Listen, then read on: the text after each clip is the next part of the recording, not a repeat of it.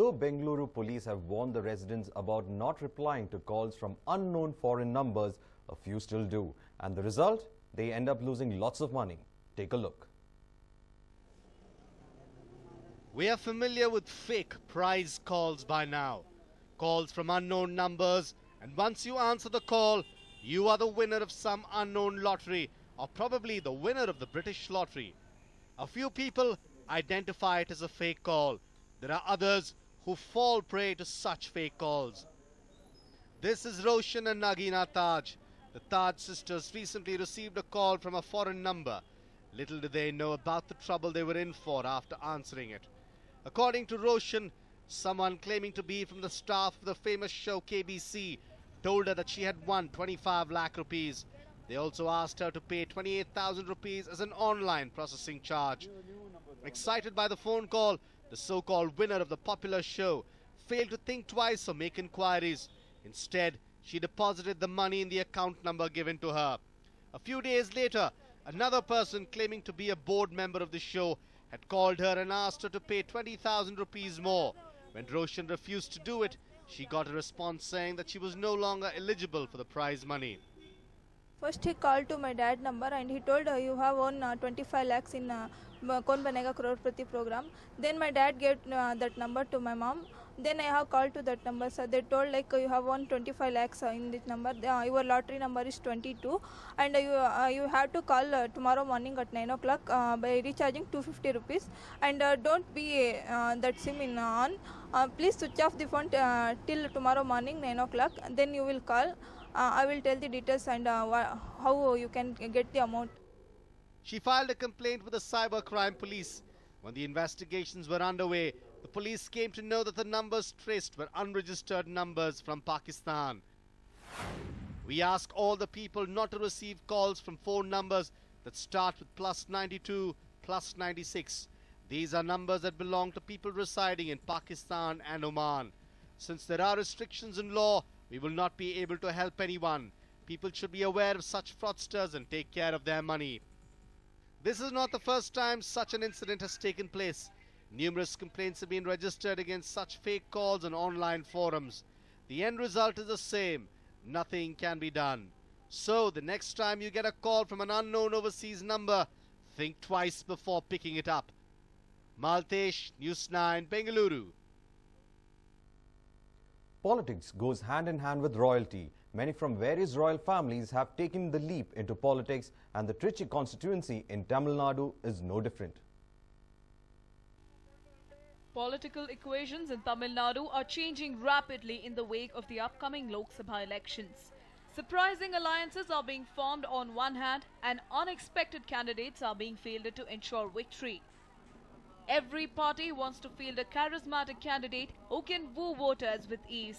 And the Congress seems to have made the right move in the Trichy Lok Sabha constituency. Charubala Tondaiman from the Royal House of Pudukkottai. The Congress candidate from the Trichy constituency is Charubala Tondaiman from the Royal House of Pudukkottai. She has an extra edge when it comes to drawing the attention of people.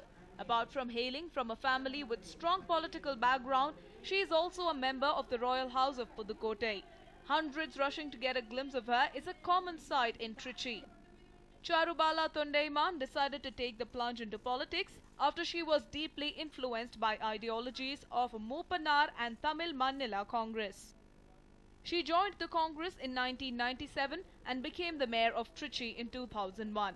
She held the position for 8 long years but had to face failure in the general elections of 2009, where she was defeated by a margin of 4,300 votes. Back then too, she fought on a Congress ticket, but this time, Charubala is confident that she will emerge victorious. I am happy and proud to contest as a Congress candidate from Trichy Parliamentary Constituency. Madam Sonia ji and our Congress Vice President Rahul ji and our Shipping Minister G.K. Vasan ji has recommended my name to contest in this election. I contested in 2009 as a candidate of Trichy constituency and I lost my election by 4,335 votes. So when the election of 2014 came, I was very willing to contest in this. Charubala Tondeiman will lock horns with AIADMK's P. Kumar and DMDK's Vijay Kumar. Politics, they say, is for those who are ready to get their hands dirty. It remains to be seen if a person from the royal family can fight the dirty battle and win it. Ramesh Kantirva for News9 Chennai. The big news coming now. Imran Masood arrested. Imran Masood arrested for making hate speech against Modi. Imran Masood is a Congress candidate from Sharanpur in UP. This is the big news that is coming. Congress candidate from Sharanpur who had made hate speech against Modi has been arrested. The EC had asked for an explanation from the authorities in the area after that hate speech where Imran Masood had in fact asked for Modi to be cut into pieces. This controversial speech was in fact noted and there was complaint registered with the EC. The EC has acted swiftly.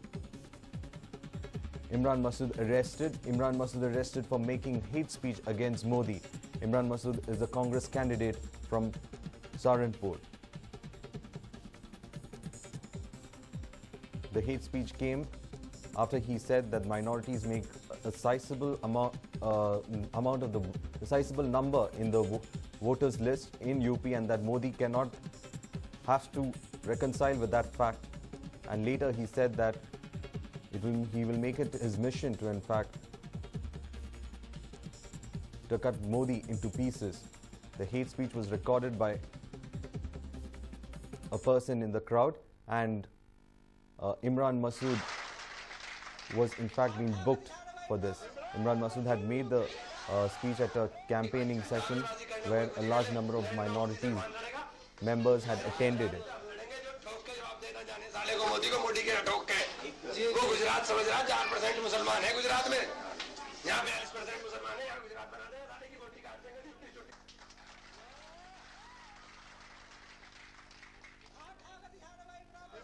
Imran Masood had made a hate speech saying that in Gujarat there is only 4% of minorities while in UP it is 22% and that Modi will have to reconcile with that fact. And he also said that it won't be an easy cakewalk for Modi in Uttar Pradesh. And the Saharanpur Congress MP also Congress candidate also went ahead to say that he will cut Modi down to pieces. He was actually playing to the gallery of the campaigners, but the EC has taken serious note of it, and there were complaints also that had gone to the Election Commission regarding this matter. Masood.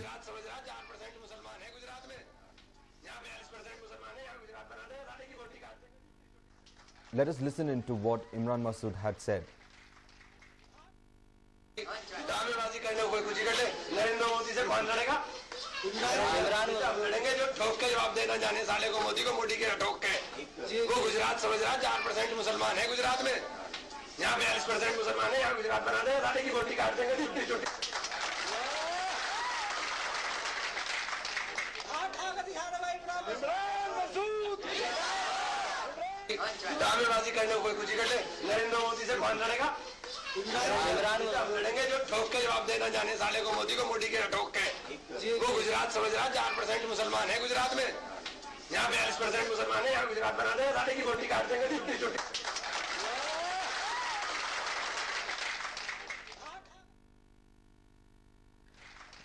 Imran Masood's hate speech, in fact, was under the scanner of the Election Commission, and there were several complaints that had gone to the Election Commission regarding the hate speech.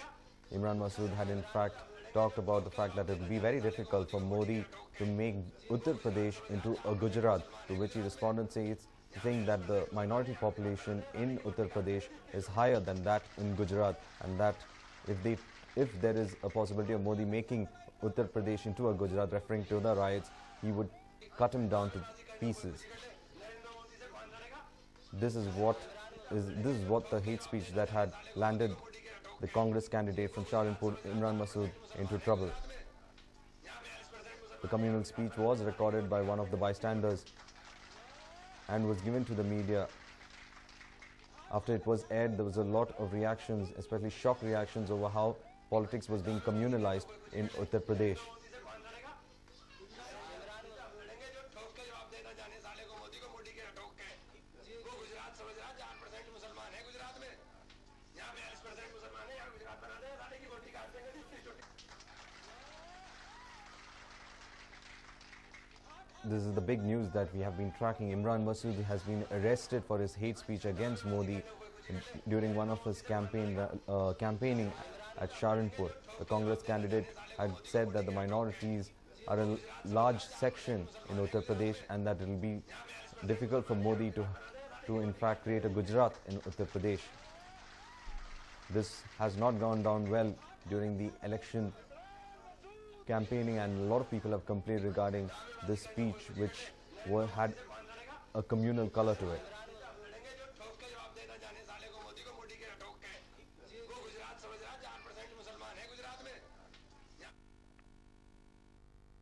Raising the bogey of a separate state, K. Chandrasekhara Rao emerged as the Telangana champion. But without having to sweat for it too much, as polls are fast approaching, the shrewd TRS chief is looking to employ the same smart technique once again. Telangana Rashtra Samiti President K. Chandrasekhara Rao is a class act even among the creed of smart politicians. The master strategist is equally renowned for his deft timing of all his moves.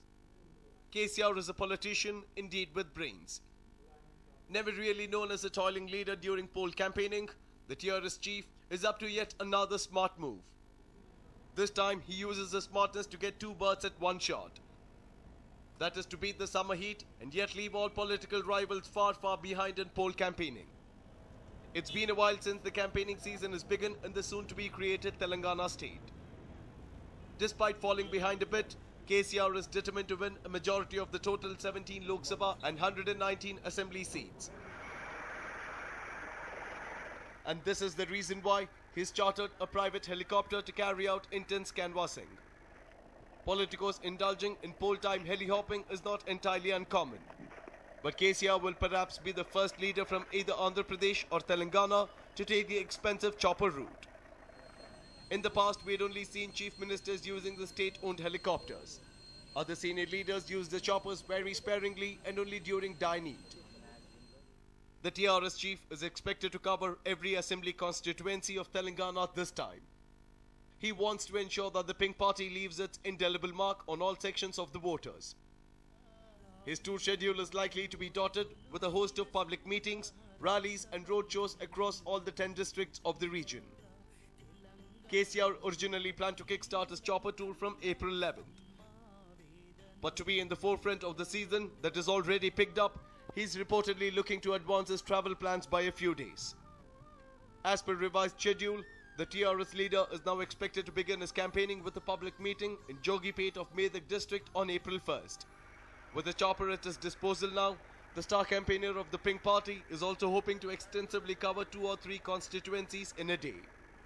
KCR's sole objective for the 2014 elections is to help the TRS emerge as the single largest party and form the first government of the new Telangana state. Neither the TRS nor its Supremo is making any effort to camouflage these intentions. Undertaking whirlwind visits of the hinterland is an excruciating task that he is now gearing up for. The luxury of a private chopper is certain to make his task lighter on his frail physique.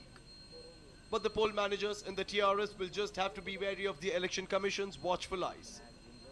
If KCR prefers to heli-hop till the last day before the April 30th polls in Telangana, then the leader and his managers will have quite a task keeping the poll expenses well within the EC prescribed limits.